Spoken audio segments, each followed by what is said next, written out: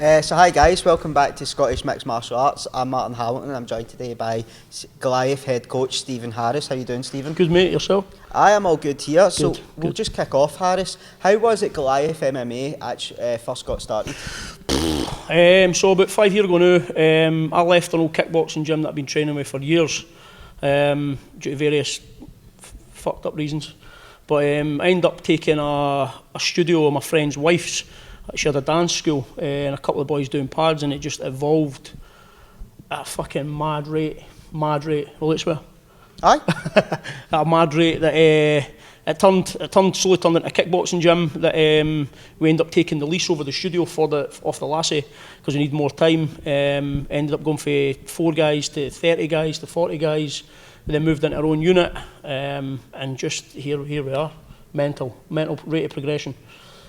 So it seems especially since post-COVID that you guys have just absolutely bloomed on the regional scene. Yeah. And obviously you have got this new facility, which we were saying earlier when we were talking to David, it's pretty breathtaking and it looks big for the pictures that you see online. But when you actually get here, it's so much bigger, and you have the big strength and conditioning bit through the back as well. So has the gym's results post-COVID, has that exceeded your expectations, or did you predict this? To be honest, I'm one of the guys where it's like you can't fail. See, if you put 110% into something, you can't fail. And I say this to all my students and all my guys that if they're going to put time into something, you will you'll succeed.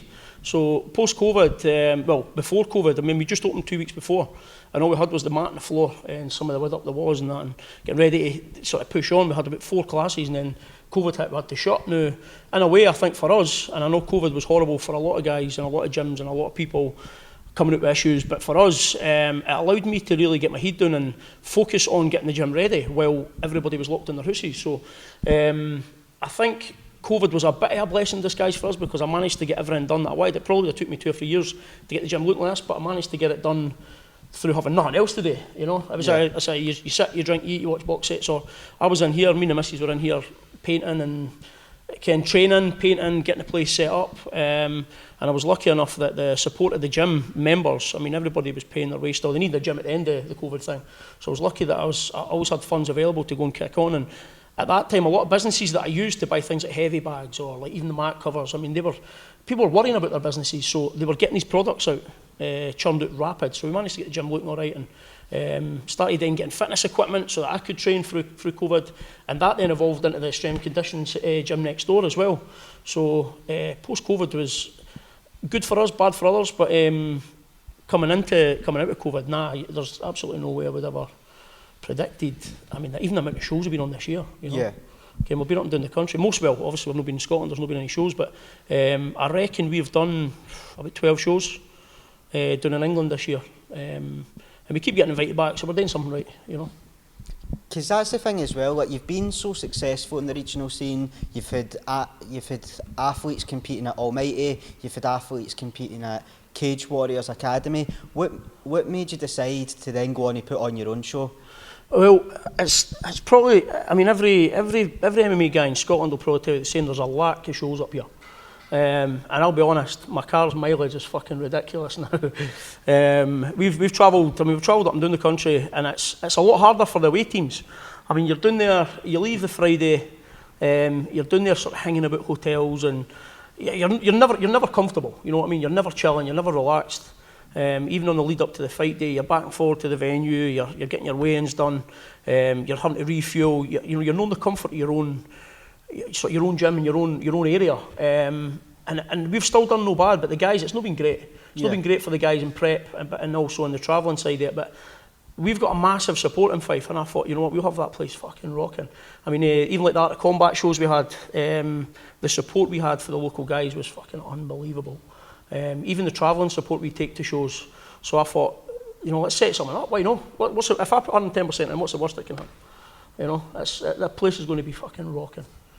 Because what challenges have you actually came across at the moment with putting on your own show? Aging. I've aged about 3 years in this match-up process.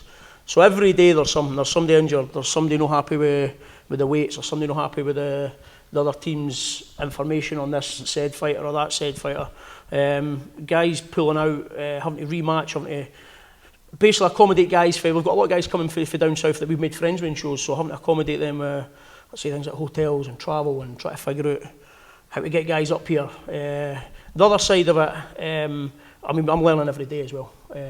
Just wee things I thought about the other day, like where the fuck do you get those boards that the ring girls hold? Aye. Just wee stupid things like that. They just pop in my head, and I'm like, fuck, bands for guys coming in. Aye. On the show. Even just things like we've got Callum here, but things like the tech side of it, the Wi-Fi. I wouldn't have even thought about that. Make sure that the live stream's working and so on. But to be honest, the hurdles for me have been setting up my fighters for my show. So not just being a promoter, but having to get the training done, the guys set up in their fights, getting everything prepped on my side as a coach, as a promoter as well. So doing the two it's been quite challenging, but it is what it is. I think I thrive under pressure, so hopefully we'll see on the day. But you'd spoke about some of the challenges there as well, like the boards for the ring girls or the bands, and they're very, in the grand scheme of these events, they're very trivial things. Do you believe as being an MMA coach and going to events across the country, being at some of the biggest regional events, that actually gives you an advantage because you know the expectations that you want for your fighters, so you can provide that to each and every fighter? Well, this is the thing. I mean, in the small amount of spare time I get, I'm sitting thinking back of, let's say, Rise and Conquer. We were on that Andy Fisher show. What a show. Probably the best one we've been on in the UK. Well run, well promoted. I'm looking at wee things like just backstage, the runners getting the fighters ready a few fights before. Just wee things like even the commentary thing, the pay-per-view thing. We've took a lot of sort of notes off these shows, these well-run shows recently. So, it's a kind of double dunt there where we go down with fight, but also I learn for how the shows run. So hopefully I can take things from each show and put it into ours. Things like we were on a show and there was no barriers, right, between where the coaches were sitting in the corner and the fans. And one of our lads who got a loss on this occasion should have won that fight. He slapped this boy about for 3 rounds and then got a loss. Even their coaches were like, they didn't expect that. Now, I had the guy who was fighting his mum and dad over my shoulder when I'm trying to coach. Literally, I could feel the breath on my neck. So wee things like making sure that barriers are around the cage and the coaches have their own space around the cage. Also, the crowd control type of thing, just wee things like that. You're taking tips for every single show you're on, so hopefully we can nail it. And just going forward with Goliath Fight Series, what should we expect from the event as a whole, and is there any matchups we should particularly be looking forward to? There's some, no blowing the smoke up my arse, but there's some good matchups there. There's some one that sticks out for me would probably be Fraser Hirsch's fight. Fraser's a good friend of the gym. He comes and spars with his boys for results. He's fighting a guy who pulled out on him, I want to say on top, something before COVID. I think there was a wee bit of animosity there online, and it was a last minute pull out, and Fraser called this guy out, so we approached the other gym, and I think there's still a bit of beef there. There's some good local fights as well. Off the top of my head, we got the boys coming down for H-Max. You got Reggie Higston, looking forward to seeing him fight.